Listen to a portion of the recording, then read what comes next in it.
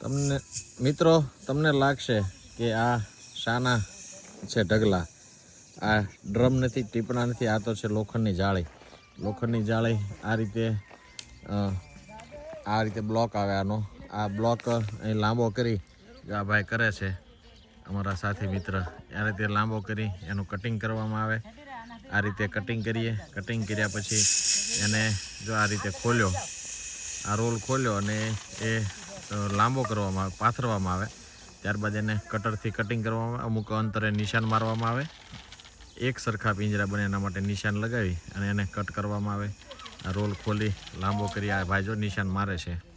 નિશાન મારવામાં આવે અને નિશાન માર્યા પછી એને આ રીતે એક સરખા માપના કાપવામાં આવે. કાપ્યા પછી એને ચોરસ પિંજરા બનાવવામાં આવે અને કલર કરવામાં આવે.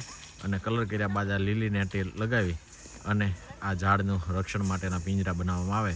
આ પિંજરા બનાવવાની કામગીરી સદભાવના વૃદ્ધાશ્રમ રાજકોટની આ એક વૃક્ષ સાથી મિત્ર અમારા મહેનત કરતા હોય અને પ્રાથમિક તૈયારીથી લઈ અને આખરી ઓપ આપવા સુધીની આ તમામ કામગીરી અમારા વૃક્ષ સાથી મિત્રોને આભારી છે. ખૂબ ખૂબ આભાર, ધન્યવાદ. સદભાવના વૃદ્ધાશ્રમ રાજકોટ.